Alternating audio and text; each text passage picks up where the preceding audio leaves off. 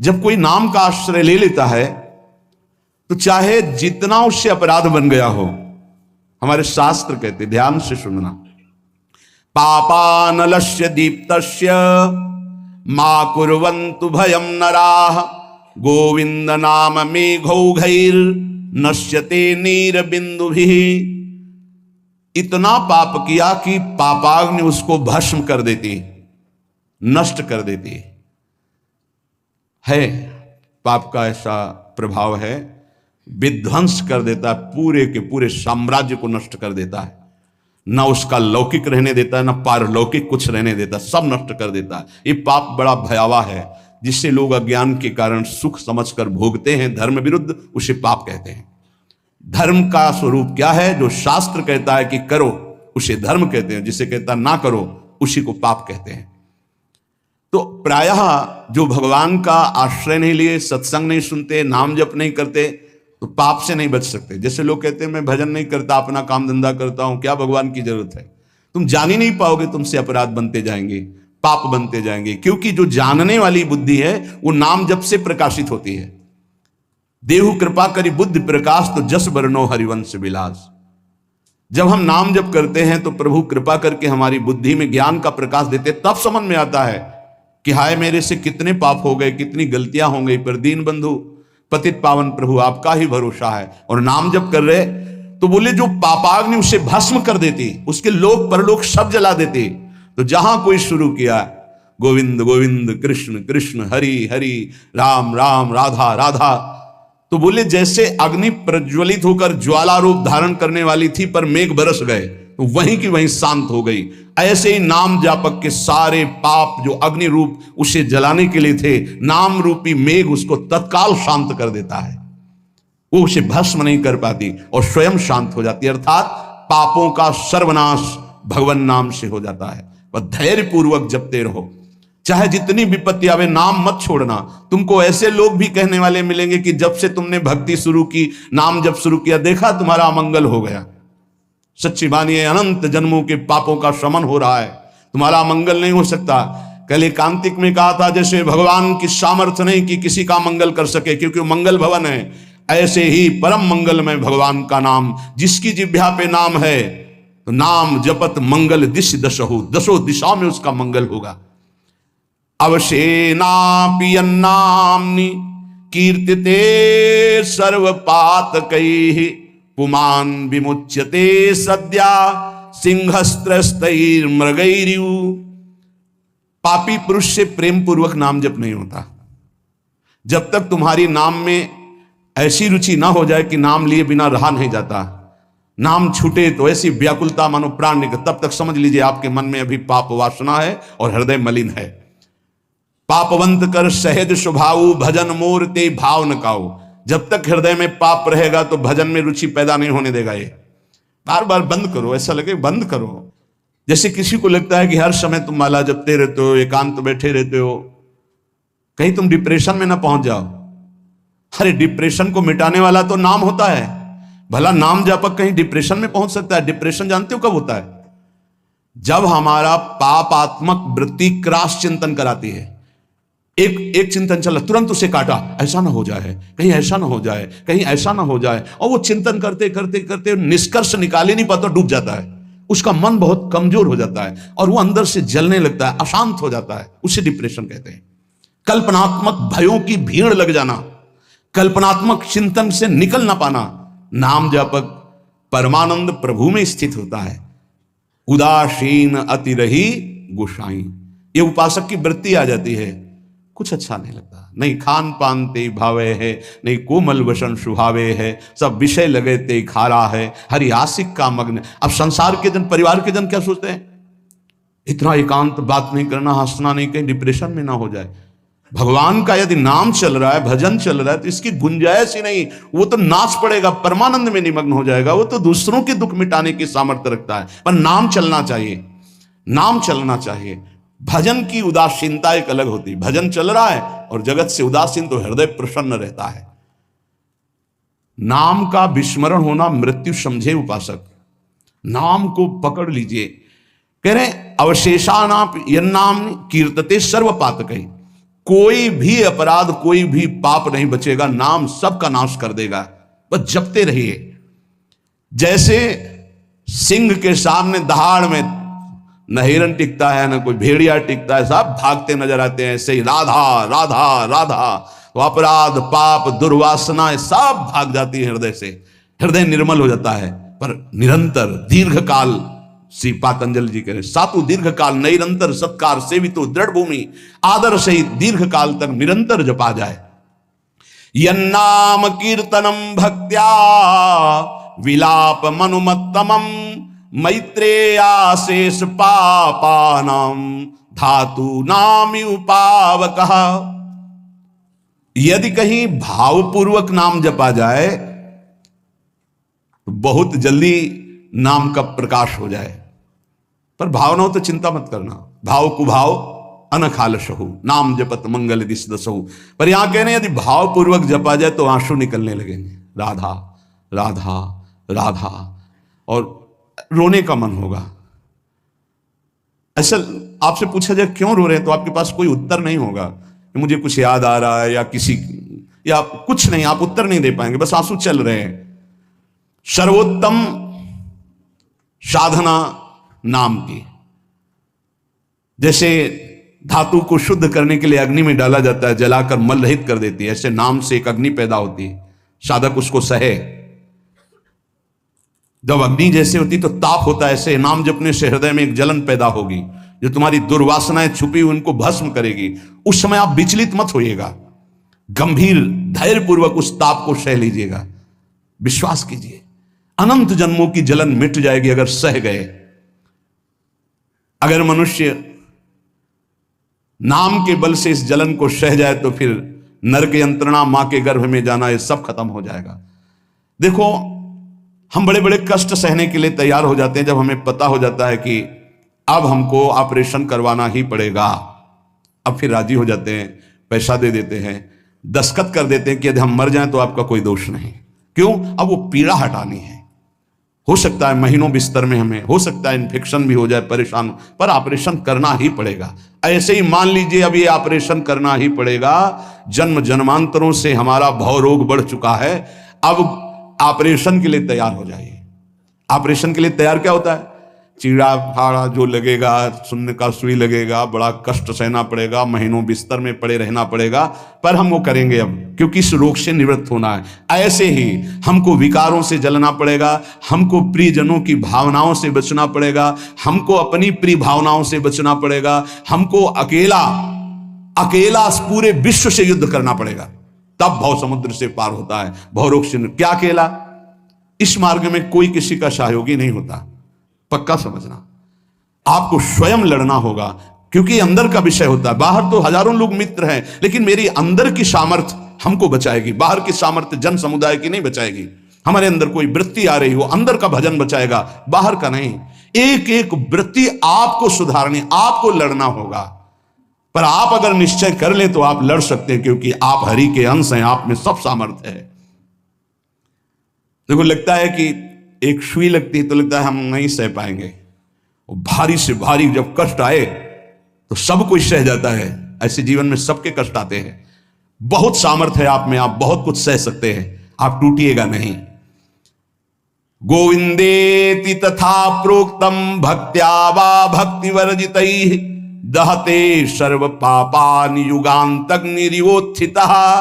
ओहो, जैसे प्रलयाग्नि प्रकट होती है तो सबको भस्म कर देती है, ईंट आदि सब द्रवित हो जाते हैं, सब कुछ द्रवित, भयंकर अग्नि में सब द्रवित हो जाते हैं, सब राख हो जाते हैं। ऐसे कह रहे हैं जब नाम जपते जपते तुम्हारी नाम में रुचि हो जाएगी तो युग युगांतर से जो तुम्हारे पाप के संस्कार अंदर हैं, एक दिन के हैं, एक दिन के हो तो खत्म हो जाएं, युग युगांतर से वो अंदर नाम अग्नि पैदा करेगा कि सब भस्म हो जाएंगे। बस आप चुपचाप नाम जप करते रहिए, गोविंद गोविंद कृष्ण कृष्ण हरि हरि। जो अज्ञानाद अथवा ज्ञानाद उत्तम श्लोक नाम यत संकीर्तित मघम पुंसो दहे देधो यथा नला। यदि अज्ञान से तुम्हें कुछ पता नहीं नाम का क्या प्रभाव है, क्या लाभ मिल रहा है, नहीं मिल रहा, पर संत ने कहा है, सत्संग में सुना है, अब तो नाम जपेंगे। पुण्य श्लोक भगवान श्री हरि का नाम, प्रियाजू का नाम आप जपने लगे, आपका मंगल हो जाएगा। सच्ची मानिए, यदि आप चाहेंगे नाम जप से तो रोग को मिटा देंगे, चाहेंगे तो। पूरे धन्वंतरी जी ने आयुर्वेद का शोध करके देखा तो जो औषधियों में शक्ति पाई गई, उससे लाखों गुना बढ़ करके रोग मिटाने की शक्ति भगवान के नाम में पाई गई। जैसे किसी वैज्ञानिक कैंसर के विशेषज्ञ, जब उन्होंने सरकार की बात सुनी कि दतून करते हैं ऐसे, तो उन्होंने कहा इसका विज्ञान सपोर्ट नहीं करता है, क्योंकि विज्ञान प्राकृतिक बुद्धि का सपोर्ट करता है। भजन बल से वो किसी के रोग नष्ट नहीं करते थे, बहुत दैन्यता से वो रोग, तो दया आ गई, करुणा आ गई, उस रोग को अपने ऊपर ले लिया और उसके रोग की निवृत्ति कर दी। जैसे भाई जी को करुणा आई, राधा बाबा के रोग को अपने ऊपर ले लिया, उनको रोग की निवृत्ति कर दी। ऐसे महापुरुष जन कर, नाम से वो अपने रोग नहीं मिटा सकते थे क्या? अपना पैर कटवा लिया, अपना नहीं करते, क्योंकि लिया है उन्होंने, स्वीकार। यही तो संत महापुरुषों की महिमा गाई गई है कि वो दूसरों के लिए अपने कष्ट को बढ़ा देते हैं, और उनको पता नहीं है, उनको पता भी नहीं चल। राधा बाबा को तो श्री कृष्ण चंद्र जी ने कहा कि जो भाई जी महीनों से अस्पताल में पड़े, ठीक नहीं हो रहे, वो आपका प्रारब्ध भोग रहे। तब बाबा जाकर के बोले, भाई जी ने क्यों व्यर्थ की बात कर? जब उन्होंने कहा नहीं, श्री कृष्ण ने कहा है, तो उनका बाबा हमें कोई फर्क नहीं पड़ता, लेकिन आपको फर्क पड़ जाता, इसलिए हमने प्रारब्ध को आपके स्वयं ले लिया है। नाम जप से अच्युतानंद गोविंद नामोच्चारण भी सजात नश्यन्ति सकला रोगा सत्यम सत्यम वदाम्यहम्। अब आप एक प्रसंग पर ध्यान दीजिए, महाप्रभु चैतन्य देव के, जब तीर्थ याटन में महाप्रभु चैतन्य देव विचरण कर रहे थे, तो एक नगर में गए, जहां जाते थे हजारों लाखों लोग उनके दर्शन के लिए दौड़ पड़ते थे। महाप्रभु साक्षात प्रेम मूर्ति, और भगवान करुणा करके ऐसे रूपों में आते हैं जगत मंगल करने के लिए। हरि बोल, तो पूरा समुदाय भावावेश में हो जाता, हरि बोल, मोर प्राणनाथ कृष्ण, अश्रुप्रवाह तो सब विकल हो जाते हैं। जैसे भरत जी चित्रकूट में सिया राम, तो पूरा चित्रकूट मानो सिया राम में हो गया हो। उस नगर के लोग परमानंद का लाभ लिए, महाप्रभु चैतन्य देव चल दिए। तो एक वासुदेव कुष्ठी थे, जिनके गलित कुष्ठ शरीर में था, वो चल नहीं सकते थे, तो घुटनों के बले से रगड़ रगड़ करके वहां आए। जब वहां आए तो भीड़ लगभग जा रही थी, तो उनका कहाँ गए वो सन्यासी महापुरुष जिनके सब दर्शन करने आ रहे थे, मैं नीच भी दर्शन करने आया, कहाँ गए? बोले वो तो चले गए। बहुत विकल हुए, रो पड़े कि वैसे ही दुर्दशा भोग रहा हूं, एक बार नाम सुना था, दर्शन पाने के लिए आया, वो तो चले गए, हाय अब कैसे, मैं चल भी नहीं सकता, दौड़ भी नहीं सकता। इतनी विकलता कि महाप्रभु एकदम खड़े हो गए और दौड़ पड़े वापस, और लौट करके आए।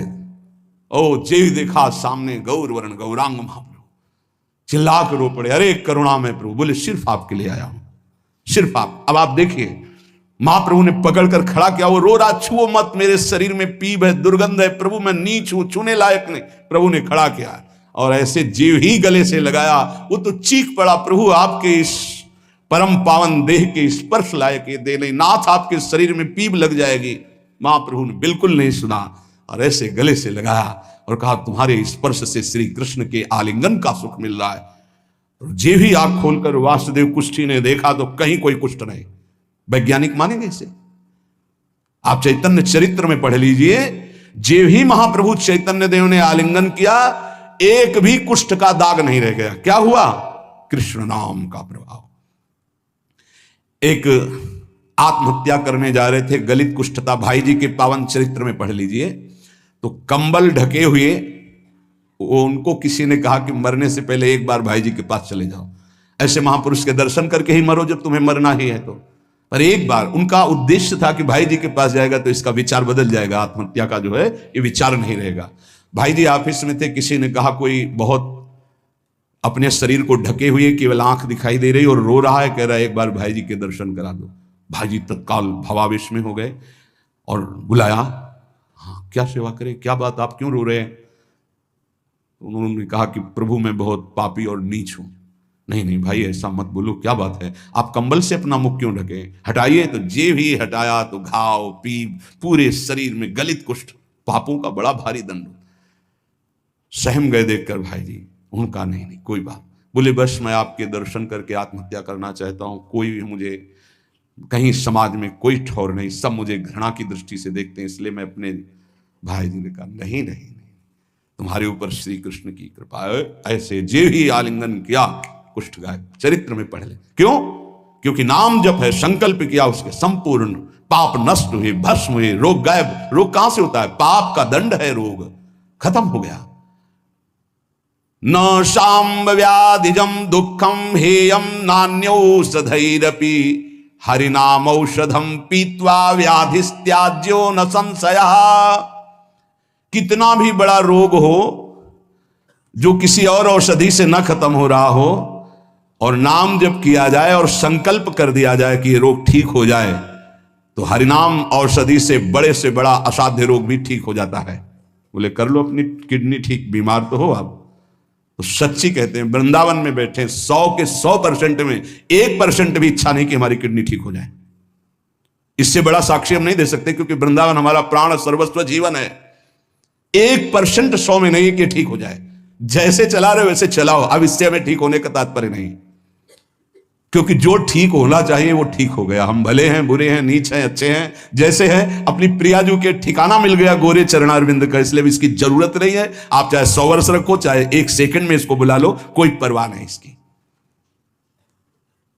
100 गोपाल शास्त्र नाम का रोज पाठ करते थे, गिरिराज जी की परिक्रमा करते थे, पूरा जीवन हो गया था, और पैरालिस आदेश शरीर में उनके हो गया, लकवा जिसे कहते हैं, लकवा ही तो कहते हैं हिंदी भाषा। तो हरि बाबा, पूज्य उड़िया बाबा, ये सब जानते थे, इतने बड़े महापुरुष थे, उनके पास गए और कहा बाबा काहे को लीला कर रहे हो? अगर आप संकल्प करो तो पूरे भारत का पैरालिस ठीक हो जाए, आप अपने क्यों असमर्थ होकर पड़े हुए हो? तो उनका बाबा विनोद क्यों करते हो? क्या मच्छर मारने के लिए ब्रह्मास्त्र का प्रयोग किया जाता है? अरे ये शरीर छूटेगा आज नहीं तो कल, इसके लिए भगवान नाम और भजन का प्रयोग करें? नहीं। बाबा मुस्कुरा दिए। पर शास्त्रीय सिद्धांत, यदि आप औषधि से भी नहीं ठीक हो रहे हैं तो नाम जप कीजिए और संकल्प कीजिए कि ये रोग ठीक हो जाए। पक्का ठीक हो जाएगा, जब उस पाप की नष्ट करने योग्य आपका भजन बन जाएगा, पक्का ठीक हो जाएगा। आधयो व्याधयो यस्य स्मरणान्नाम कीर्तनात् तदैव विलयम यान्ति तमनंतम नमाम्यहम्। जिनके स्मरण और नाम कीर्तन से संपूर्ण मानसिक चिंताएं, शारीरिक रोग और भी व्याधियां, वो सब नष्ट हो जाएंगी नाम से। मानसिक चिंताएं, कई लोग ऐसे आए कि मैं डिप्रेशन में था, जब से प्रवचन सुना, राधा राधा जपा, सब खत्म हो गया। बाहर से सुनकर राधा राधा खत्म हो जाए, अगर आपको कहीं ऐसा है, इसका मतलब आप बात ही नहीं सुन रहे, नाम ही नहीं जप रहे। अरे नाचने का मन होता है। आधयो व्याधयो यस्य स्मरणान नाम कीर्तनात्। कोई भी मानसिक या शारीरिक कष्ट उसे व्यापता ही नहीं जो नाम जप कर रहा है। सच्ची मानिए, आप पकड़िए, इस बात को पकड़िए, नाम जप से सब कुछ ठीक हो। एक बहुत डिप्रेशन में यहीं आए हुए थे, उनको हमने बताया सबके जूते साफ करो, यहां सबकी पादुका साफ करो, वाणी पाठ में बैठो और पाओ श्री जी की जूठन, ठीक हो जाओगे। ये कोई आशीर्वाद नहीं था, ये पाप नष्ट करने की प्रक्रिया थी। जब आप सबकी पादुका साफ करोगे तो आपके सारे पाप नष्ट हो जाएंगे। पर देहाभिमान प्रबल, पादुका हम सबकी, ये बहुत बड़ी बात है। बड़े सौभाग्यशाली हैं जिनको ये रहस्य पता चल जाए कि सब संतों के बाथरूम साफ करने का अवसर मिले, पादुका साफ करने का अवसर मिले, जूठन फेंकने का अवसर मिले, तो अहो भाग्य, जीत गए आप इस माया पर यह बात सबकी समझ में नहीं आएगी, क्योंकि अभिमान नष्ट होता है। जिस समय आप दूसरों की पादुका साफ करेंगे, उस समय आपके पाप और अभिमान दोनों का नाश हो जाएगा। पर ये बहुत कठिन बात है, बहुत कठिन बात है। सब लोग खड़े हैं और आप उनकी पादुकाएं, और कोई कठिन बात नहीं। आप गुरुद्वारा जो साहब कहते हैं, वहां चाहे आप जितने बड़े पदाधिकारी हो, वहां अगर सेवक हो तो वहां पहले जोरी सेवा मिलती, पादुका की सेवा करो, और सब करते हैं। सर्वरोगोपशमनम सर्वोपद्रव नाशनम शांतिदम सर्वरिष्टानाम हरे नामानुकीर्तनम। गंगा के किनारे पूज्य हरि बाबा विचरण कर रहे थे तो 10 गांव के लोग एकत्रित होकर आए और कहा, बाबा गंगा जी जब बढ़ती तो पूरा हाहाकार मच जाता है, हमारे खेत बह जाते हैं, गांव पूरा जीना मुश्किल हो जाता है, ना कोई इस बात को समझ पा रहा है और ना हम में कोई सामर्थ्य है। बाबा कृपा करो, आपके पास तो बहुत लोग आते रहते हैं। हरि बाबा विश्व प्रसिद्ध महापुरुष थे, उड़िया बाबा सदैव साथ रहते थे। अनूप शहर,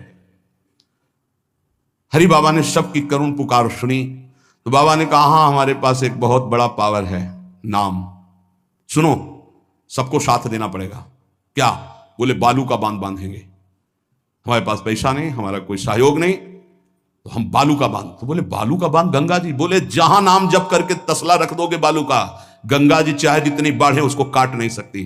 तो जानते हो अब तो बहुत बड़ा बांध बना हुआ है, उसको हरि बाबा बांध से ही कहते हैं, हरि बाबा के नाम से ही बांध। पर बाबा ने पहला बांध जानते हो काहे को बनवाया? बालू का।